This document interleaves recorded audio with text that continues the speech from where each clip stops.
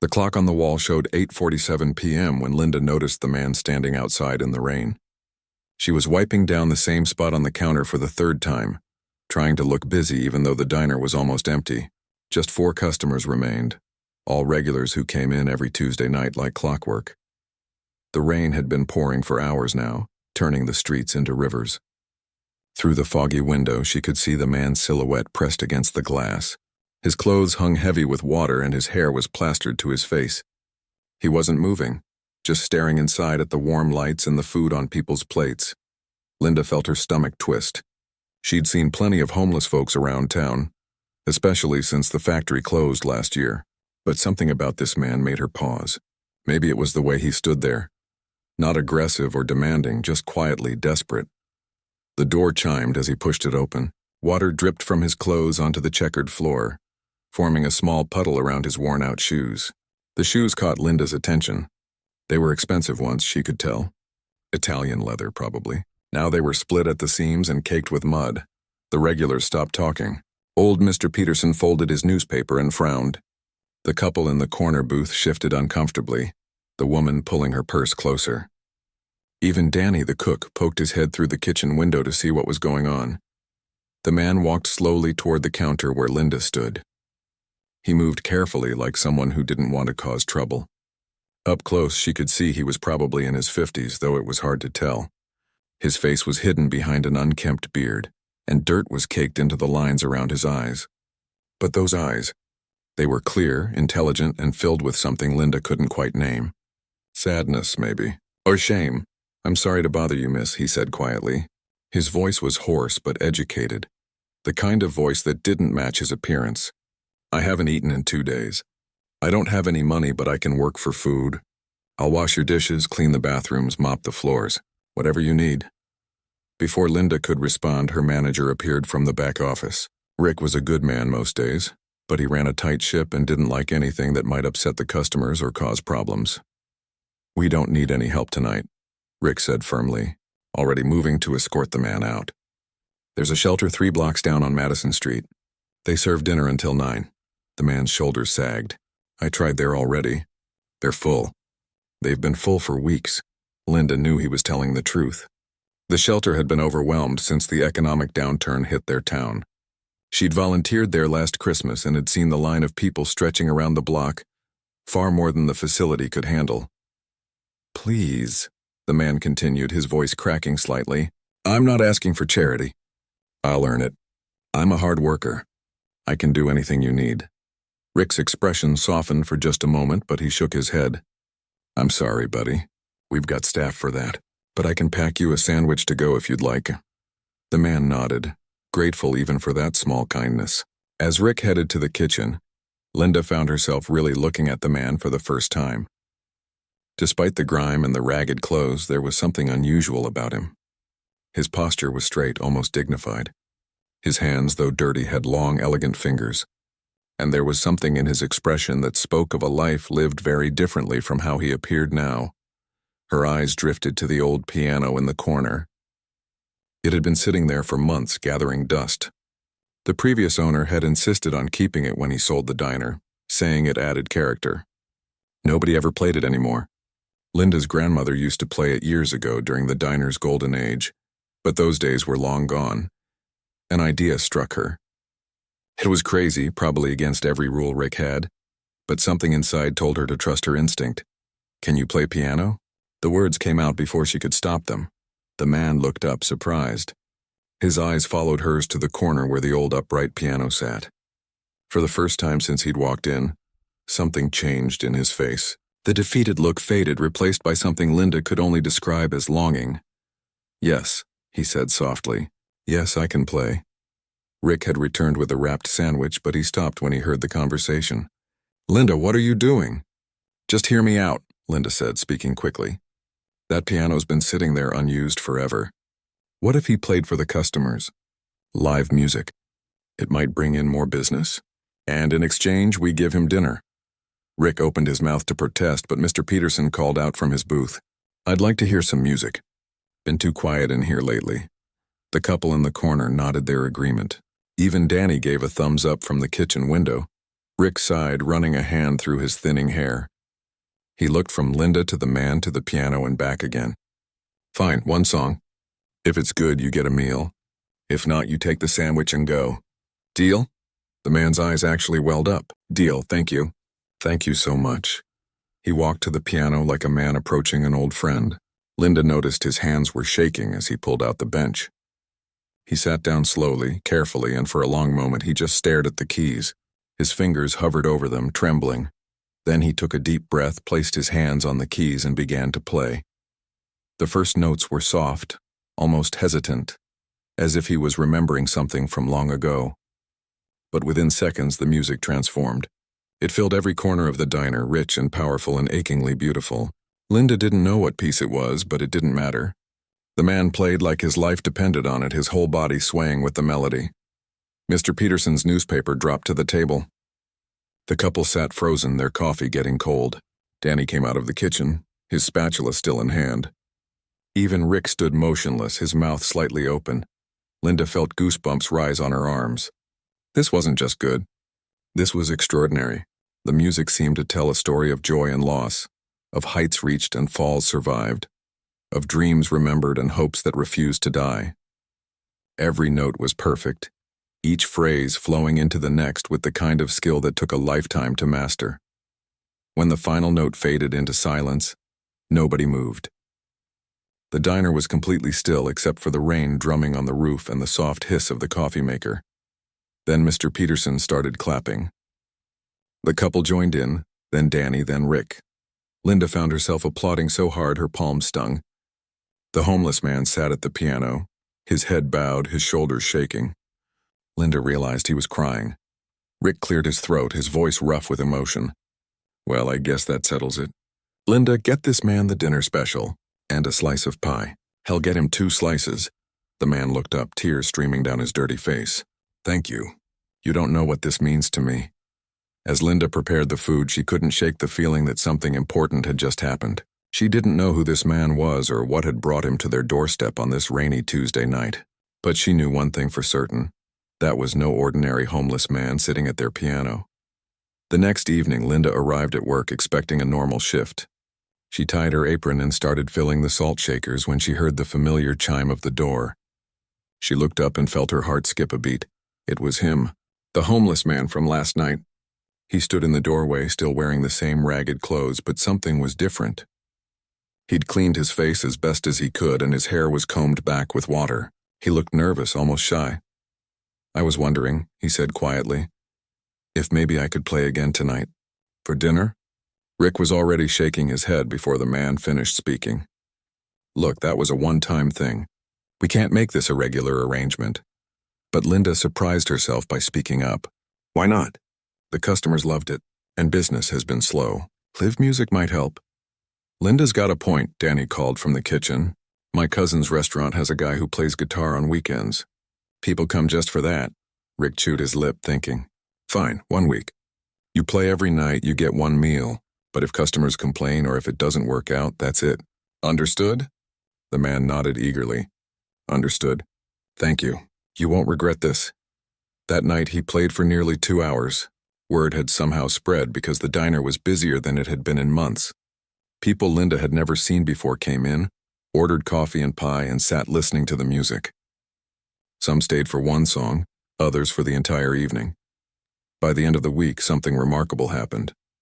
The diner started filling up every evening around 7, right when the man arrived to play. Families came in after dinner elsewhere just to hear him. Teenagers on dates chose Linda's diner over the fancy restaurant downtown. Even the mayor stopped by one night with his wife. Rick couldn't argue with the numbers. Their revenue had nearly doubled in just 7 days. He pulled Linda aside on Friday night with a proposition. Okay, you were right about this, Rick admitted. I want to make it official. He can play every evening, Monday through Saturday. We'll feed him dinner and breakfast too if he wants, and I'll pay him $50 a week. When Linda told the man, whose name she'd learned was William, he actually broke down crying again. I don't know how to thank you, he whispered. You've given me back something I thought I'd lost forever. Over the next 2 weeks, William became part of the diner's rhythm. He'd arrive at 6:30, always punctual, and head straight to the piano. He never asked for anything beyond what was offered. Linda started packing extra food for him to take when he left, sandwiches and fruit and sometimes a thermos of soup. One particularly cold evening, Linda brought William his dinner during a break between songs. She sat down across from him, something she'd been wanting to do for days. "You're classically trained, aren't you?" she asked. "I mean, the way you play. That's not something you learn from YouTube videos." William smiled sadly. "Yes. A long time ago I studied at a conservatory. Music was my whole life once." "What happened?" Linda asked gently, then immediately felt bad for prying. "Sorry, you don't have to answer that." "No, it's okay," William said, staring at his coffee. "Life happened. I made some mistakes, trusted the wrong people, lost everything that mattered." He paused, his jaw tightening. "Some losses you recover from. Others change you completely." Linda understood that feeling more than he knew. She found herself opening up in return. "I get it. I used to paint, you know. I was pretty good too. Got accepted to an art school in Chicago with a partial scholarship." "Why didn't you go?" William asked. "My mom got sick, cancer." Linda stirred her own coffee, not looking at him. "Someone had to pay the bills, and my dad passed away when I was 16. So I stayed, worked here instead. That was 4 years ago." "Is your mother better now?" Linda shook her head. "She's stable, but the treatments are expensive. Really expensive. We're managing, but barely. The doctors say there's a specialist in New York who's doing amazing work with her type of cancer, but that kind of treatment." She laughed bitterly. "That's for people with money. People like us, we just do the best we can with what's available." William was quiet for a long moment. "You gave up your dreams for her." "She's my mom. What else was I going to do?" Linda shrugged. "Besides, I still paint sometimes. Just, in my apartment after work. It's not the same as art school, but it's something." "You're a good daughter," William said softly. "Your mother is lucky to have you." Before Linda could respond, a group of customers came in, and she had to get back to work. But something had shifted between them. They were no longer just waitress and piano player. They were becoming friends. As the days passed, Linda noticed other things about William. Despite living on the streets, he had impeccable manners. He always said please and thank you. He held doors for people. When young kids came close to the piano, fascinated by the music, he'd smile and sometimes play simpler tunes they might recognize. One night, a little girl about 6 years old walked right up to him during a break. "Mister, can you play the princess song?" William's eyes crinkled with warmth. "Which princess song, sweetheart?" "The one from the movie, With the Ice." He nodded and launched into a beautiful rendition of the tune. The little girl clapped and danced, and half the diner pulled out their phones to record it. Linda watched William's face and saw pure joy there, unmarred by whatever sadness usually haunted him. But not everyone was charmed by William's presence. One evening, a well-dressed man in his 30s entered the diner. He wore an expensive suit and a gold watch that probably cost more than Linda made in 6 months. He looked around with obvious distaste before his eyes landed on William at the piano. The man walked straight over and waited for William to finish the piece he was playing. When the last note faded, the man leaned down and spoke in a low voice. Linda was refilling water glasses nearby and couldn't help but overhear. "William, this is ridiculous. You've made your point. Come back. The board has agreed to negotiate." William's entire body went rigid. He stood up slowly, his face suddenly hard. "I have nothing to say to you, Richard. Tell them I'm not interested. Be reasonable. You can't live like this forever. You're eating in a diner, for God's sake, playing for scraps." "I'm playing for people who actually appreciate music," William said coldly. "Not for people who only care about what they can profit from it. Now please leave." Richard glanced around, clearly uncomfortable with the attention they were drawing. "Fine. But they won't wait forever. Eventually they'll move on without you, and you'll have nothing." "I already have nothing," William replied. "The difference is now I'm okay with that." Richard left without another word, and William sat back down at the piano. But his hands were shaking. He flexed his fingers a few times, took a deep breath, and began playing again. This time the music was different. Angry, passionate, full of pain and defiance. Linda brought him coffee afterward. "You okay?" "I will be," William said. Some ghosts are harder to shake than others. That night, as William left with his usual bag of leftovers, Linda watched him disappear into the darkness. For the first time, she wondered about his real story. Who was Richard? What board was he talking about? What had William done that made him choose life on the streets over whatever his previous life had been? She was starting to realize that the homeless man who played their piano was far more complicated than anyone suspected, and somehow, that made her want to help him even more. As she locked up the diner later that night, Linda made herself a promise. Whatever William's story was, whatever demons he was running from, she'd make sure he always had a place to play. Sometimes, she thought, the smallest acts of kindness were the only things standing between a person and complete darkness. She just hoped her kindness would be enough. 3 weeks had passed since William first walked into the diner, and Linda had settled into a comfortable routine with him. Every evening he'd arrive at 6:30 sharp, play until closing, and leave with whatever food she'd packed for him. They'd started having longer conversations during his breaks, and Linda found herself looking forward to those moments more than she wanted to admit. It was a Thursday night when everything started to change. The diner was packed as usual, but Linda noticed William seemed distracted.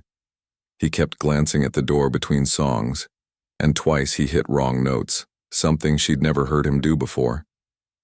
During his break, she brought him water and sat down. "You seem worried tonight. Everything okay?" William hesitated, then leaned forward. "Linda, can I ask you something personal?" "Sure." "Your mother's treatments. How much longer can you afford them?" The question caught her off guard. "I don't know, maybe 3 more months after that." She couldn't finish the sentence.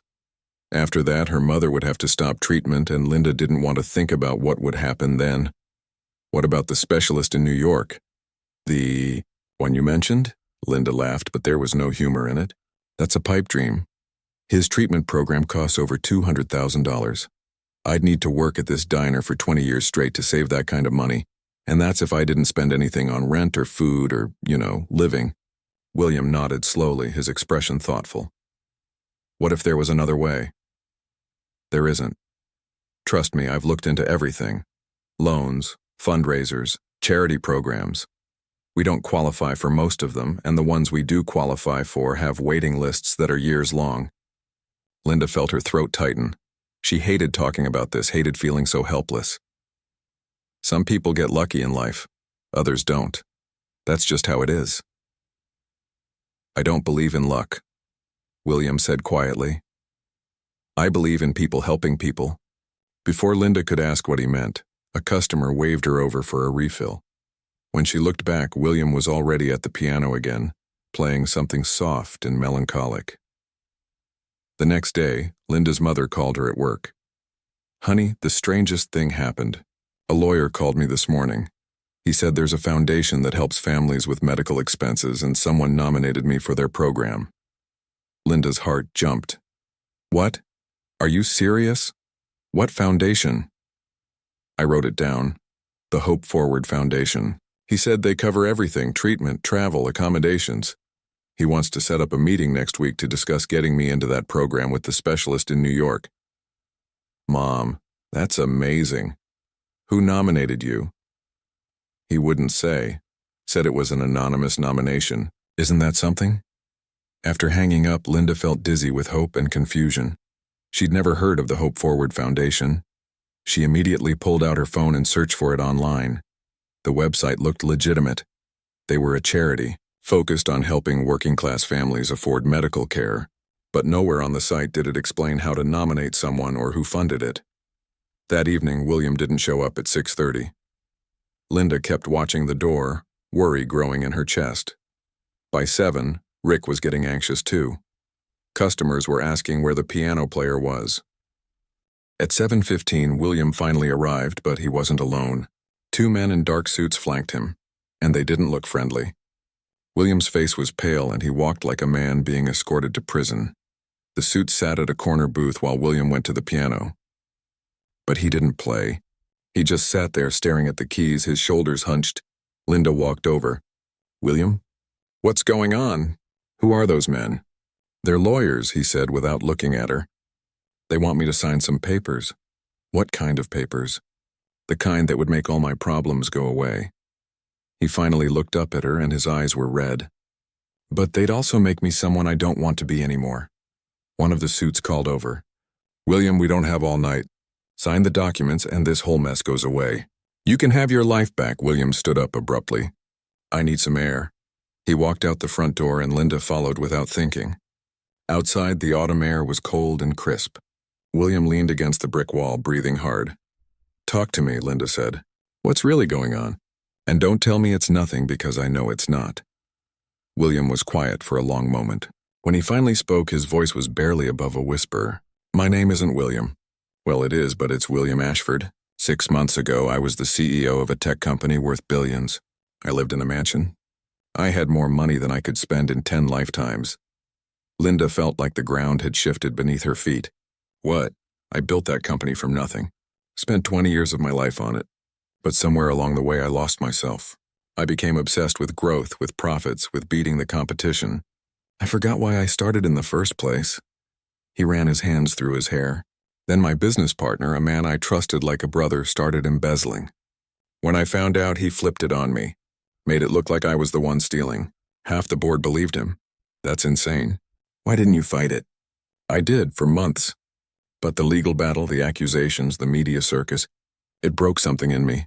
One day I looked in the mirror and didn't recognize myself. So I walked away, left everything behind. I needed to remember what it felt like to be human again." Linda processed this information, her mind racing. "The man who came in last week, Richard, my former partner, he wants me to sign a settlement.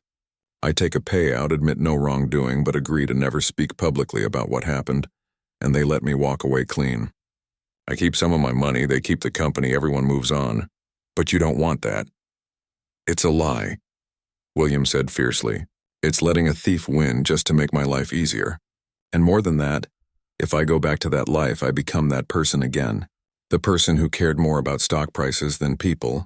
The person who was so isolated that not a single friend stood by me when things got hard." Linda leaned against the wall next to him. "So what are you going to do?" "I don't know. Those lawyers in there, they're not from Richard. They're from a law firm that wants to help me. They say they've found evidence, proof of what really happened. But it means more fighting, more time, more of my life consumed by this thing. Is that what you want? The truth?" "I want—" William trailed off, then started again. "These past few weeks playing in that diner, talking to you, being around real people with real problems. I've been happier than I was in that mansion. I've played more beautiful music. I've felt more alive. But I'm also living on the streets, Linda. I'm cold at night. I'm hungry most days except when I'm here. It's not sustainable." "The Hope Forward Foundation," Linda said suddenly. "That was you, wasn't it? You somehow got my mom into that program." William looked guilty. "I made a phone call before I left my old life. Set up the foundation with money that was definitely mine, in an account they couldn't touch. It's not much, just a few million, but it helps people. People like your mother. People like you." "A few million," Linda repeated, almost laughing at the absurdity of it. "William, do you understand how crazy this is? You're a billionaire eating meatloaf in a diner." "Former billionaire. And your meatloaf is excellent, by the way." Despite everything, Linda smiled. Then she turned serious. "You have to fight, William. Not because you want your company back or your money or any of that, but because someone did something wrong, and wrong things should have consequences. Truth matters. Even if it costs me everything I've found here. The peace, the music, the—" He looked at her meaningfully. "The friendship? I'll still be here when you're done," Linda said. "The piano will still be here. And honestly, if you let them get away with this, it'll eat at you forever. You'll never really have peace." William nodded slowly. "You're right.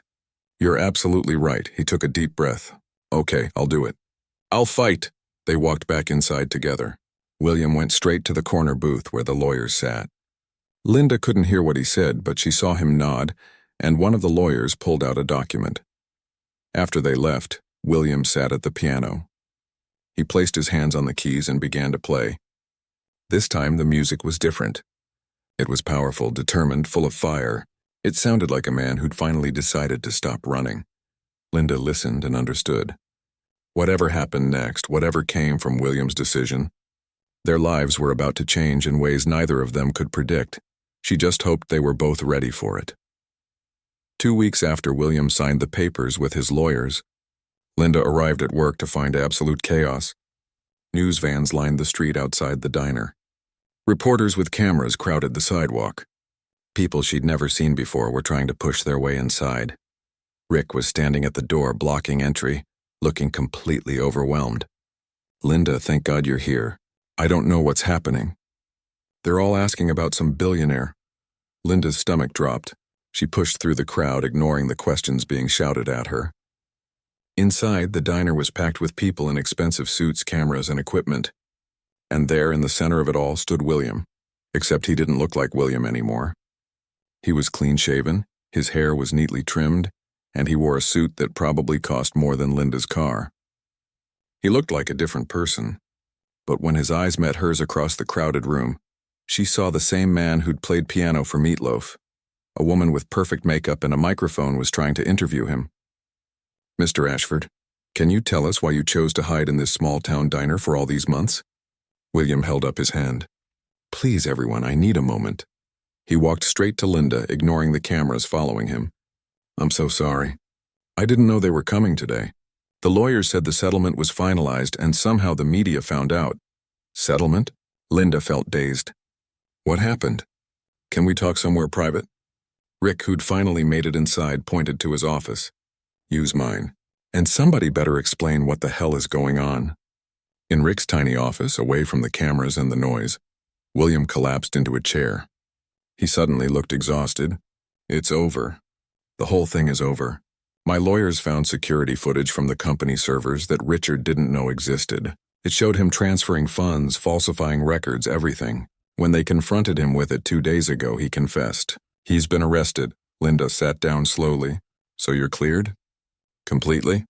"Completely. My name, my reputation, everything. The board has already voted to reinstate me as CEO. The company is mine again." He should have looked happy, but instead he seemed lost. "Everything I lost, I'm getting back. That's good news, right?" "That's what you wanted?" "I thought it was." William rubbed his face. "But now that it's here, I don't know what I feel. Relief, yes, vindication, but also..." He looked at her. "Also sadness. Because I know what this means. I can't stay here. I can't keep playing piano in your diner and living like I have been. That life, the simple one, it's over." Linda felt something crack in her chest. She'd known this moment would come eventually. But she wasn't prepared for how much it would hurt. "When do you leave?" "There's a board meeting tomorrow in San Francisco. I need to be there. And then there are 1,000 other things to handle.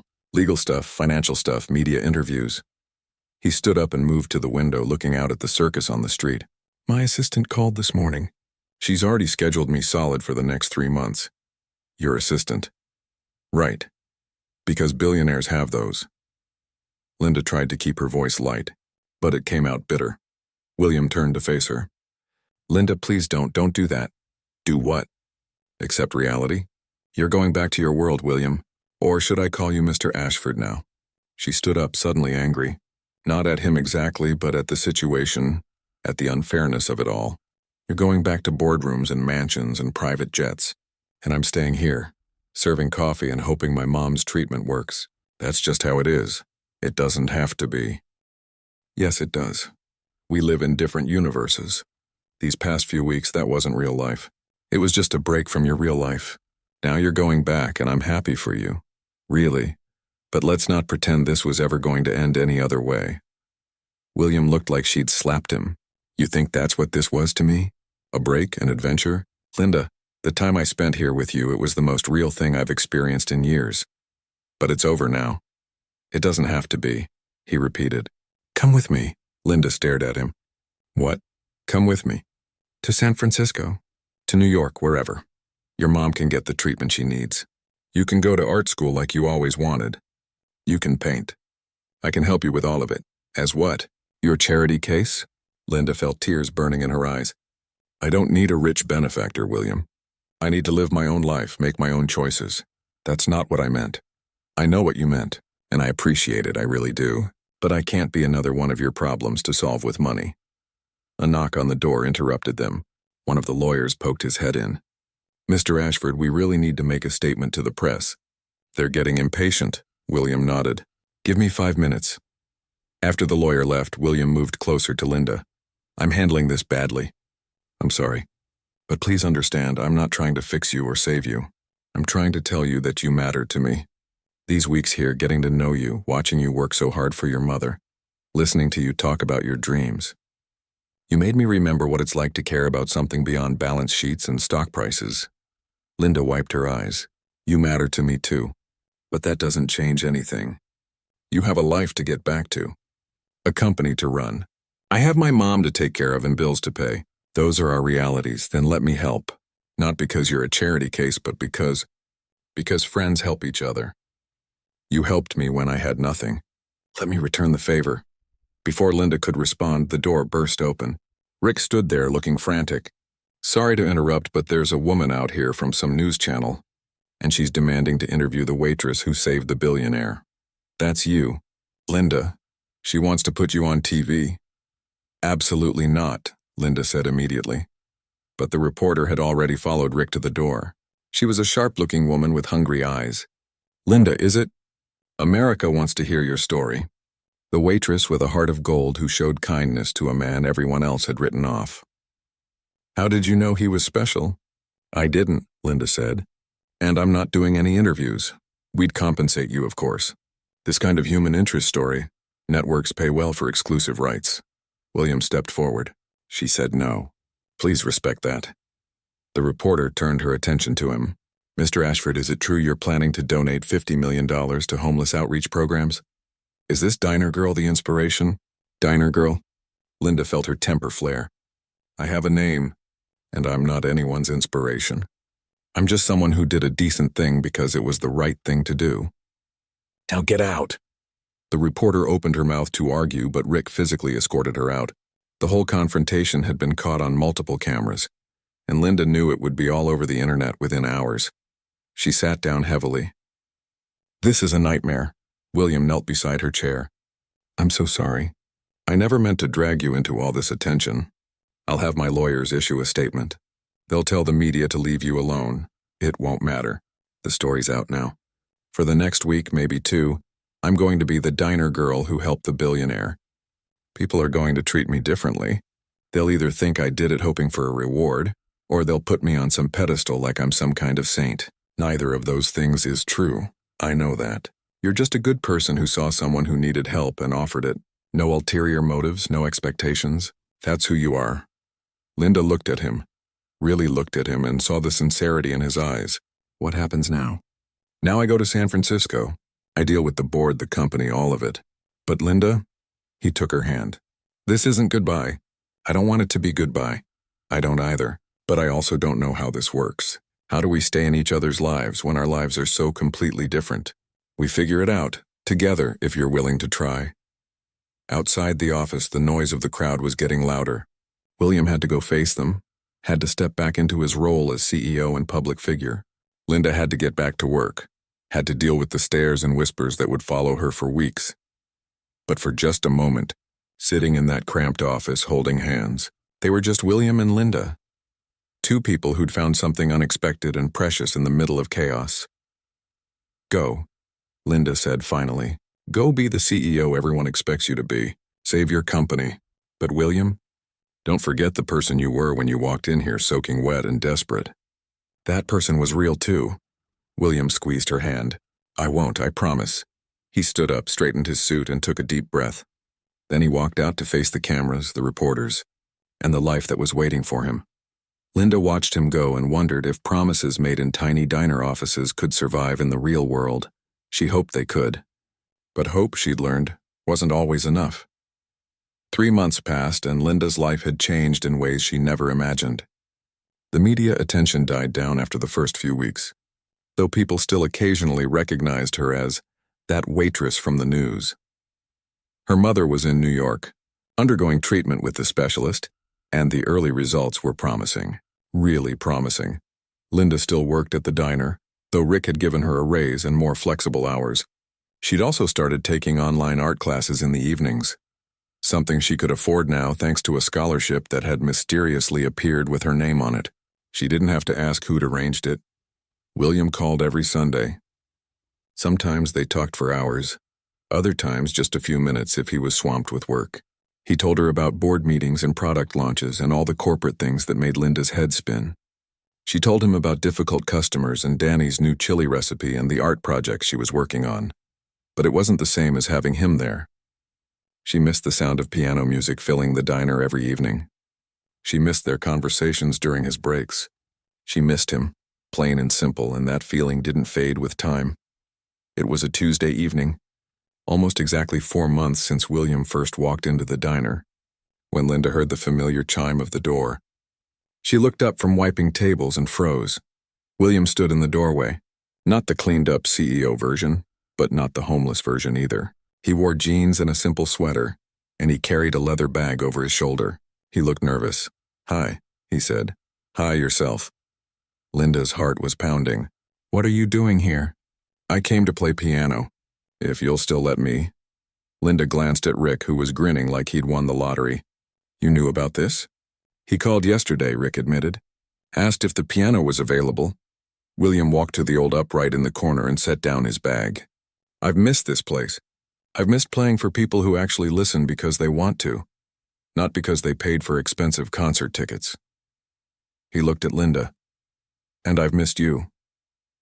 You could have just visited. You didn't have to make it dramatic." "Well, there's more to it than that." William pulled some papers from his bag. "I have a proposal. Actually, several proposals." He spread the papers on a nearby table and Linda walked over to look. They were architectural drawings, business plans, and legal documents. "What is all this?" "This," William said, pointing to the drawings, "is a chain of restaurants I want to open. Community diners just like this one, in 20 cities across the country. Each one will have a piano, and will hire local musicians to play every evening. Anyone who's hungry can work for a meal if they need to. No one gets turned away." Linda stared at the detailed plans. "This is incredible. Each location will also partner with local charities, homeless outreach, medical assistance programs, job training. I want these places to be more than just restaurants. I want them to be community hubs where people can get help." He pulled out another document. "And I want you and Rick to be partners. Equal ownership. You run the original location here, oversee the expansion, make the real decisions. I'm just the financial backer." Rick, who'd been listening, nearly dropped the coffee pot he was holding. "You're serious? Equal partners?" "Completely serious. You both showed me what real community looks like. I want to build something that honors that. But I can't do it without you." Linda's mind was racing. "William, this is too much. We can't just... There's one more thing." He pulled out a final document. "This is a deed to a building downtown, the old Morrison place. It's being renovated into an art school and community studio. Free classes for anyone who wants to learn. Gallery space for local artists to display and sell their work. Studio apartments upstairs for students who need housing. Why are you showing me this? Because I want you to run it. Teach classes, curate the gallery, help other people discover what art means to them the way you did. You can finish your degree online or in person, whatever you want. But this place, this school, it needs someone who understands that art isn't just for rich people in museums. It's for everyone." Linda felt tears welling up. "I don't know what to say." "Say you'll think about it. Both of you." William looked between them. "I'm not trying to swoop in and change your lives. I'm trying to build something meaningful, and I need people I trust to help me do it. People who care about community and kindness and giving others a chance." Danny stuck his head out from the kitchen. "For what it's worth, I think you'd be crazy to say no." Rick was reading through the partnership papers, shaking his head in disbelief. "This is legitimate. This is real. Very real," William confirmed. "My lawyers have been working on it for 2 months. I've secured all the funding, handled the paperwork. All I need is your answer." Linda sat down, overwhelmed. "You've really thought this through." "I've thought about nothing else since I left." "Well, that's not true. I've also thought about you constantly, but that's a different conversation." William pulled up a chair next to her. "Linda, when I was here playing piano for dinner, I was happier than I'd been in years. Not because life was easy, but because it was real. Because I was connecting with people in a genuine way. I want to create opportunities for others to have that experience. Both the people who work in these places and the people who come through the doors. But why partners? Why not just hire us? Because this isn't about me being the generous billionaire who helps the little people. That's exactly the kind of thinking that got me in trouble in the first place. This is about building something together with people who share the same values. You and Rick, you didn't help me because you wanted something from me. You helped because it was right. That's who I want building this with me. Rick set down the papers. I'm in. I mean, Helen's going to think I've lost my mind, but I'm in. Everyone looked at Linda. She looked at the architectural drawings, at the business plans, at the deed to the art school. Then she looked at William. Can I ask you something honestly? Anything. Is this really about building community diners and art schools? Or is this about you trying to find a way to stay connected to this place? To me? William didn't hesitate. Both. It's absolutely both. I'd be lying if I said you weren't a huge part of why I want to do this. But Linda, even if you said no to all of it, I'd still build these places. What you taught me about kindness and community, that changed me fundamentally. I can't go back to being the person who only cared about profit margins. I don't want to be that person. Linda felt a smile tugging at her lips. You're really going to split your time between running a tech company and opening community diners? I'm actually stepping back from day-to-day operations at the company, hiring a new CEO to handle most of it. I'll stay on the board, maintain oversight, but I want to focus on projects that matter. Projects like this. That's a big change. I've learned that life's too short to spend it doing things that don't fulfill you. I made my money. Now I want to make a difference. Danny brought out 4 cups of coffee and set them on the table. So are we doing this or what? Because I've got some ideas about the menu for these new places. Linda laughed, wiping her eyes. You haven't even been officially invited. Are you kidding? They're going to need a head chef to develop recipes and train kitchen staff. I'm obviously coming too. Danny looked at William. That is part of the plan, right? It is now, William said, grinning. Linda looked around at the 3 men watching her expectantly. She thought about her mother in New York, getting better every day. She thought about the art classes she'd been taking, how alive they made her feel. She thought about the difference they could make with 20 community diners across the country. And she thought about William, who'd walked into her life as a desperate homeless man and was now offering her a chance to build something extraordinary. Okay, she said finally. Okay, I'm in. But I have conditions. Name them. First, I still work shifts here at the original diner, at least a few times a week. I don't want to lose touch with what this place is really about. Agreed. Second, the art school has to truly be for everyone. No restrictions, no requirements, no judgment. If someone wants to learn, we teach them. Already in the plans. And third, Linda took a breath. You have to promise me this isn't just some grand gesture, that you're committed to this for the long haul, not just until the novelty wears off. William reached across the table and took her hand. Linda, I promise you, this is the most committed I've been to anything in my entire life. Besides piano, of course. Speaking of which, Rick said, you planning to play tonight? Because we've got customers who look disappointed. Linda had been so focused on their conversation that she hadn't noticed the diner had filled up. People were watching them curiously, probably wondering why the billionaire was back. William stood and walked to the piano. Before sitting down, he turned to address the room. For those of you who don't know me, my name is William. A few months ago, I played this piano in exchange for dinner. This place and these people gave me something I desperately needed. So tonight I'm playing for free, for all of you. Because music, like kindness, should be shared. He sat down and began to play. It was the same piece he'd played that first rainy night, but somehow it sounded different, richer, fuller, like it contained all the hope and possibility of new beginnings. Linda stood by the counter, watching him play, watching the customers listen with rapt attention, watching Rick beam with pride, watching Danny nod along to the music from the kitchen. This was where it all started. With a rainy night, an act of kindness, and a man who needed someone to see him as human. And now, 4 months later, it was becoming something bigger than any of them could have imagined. William caught her eye between phrases and smiled. Not the polished CEO smile, but the genuine one she'd come to know during those long evening conversations. Linda smiled back and thought about how strange life was. How one small decision to let a homeless man play for food had led to all of this. How kindness had a way of multiplying, of creating ripples that spread farther than you could predict. She didn't know exactly what the future would hold. There would be challenges, certainly. Building 20 community diners wouldn't be easy. Running an art school would be demanding. And navigating whatever this thing was between her and William, that would be complicated too. But for the first time in years, Linda felt genuinely excited about tomorrow. About the possibilities. About the chance to help others the way she'd been helped.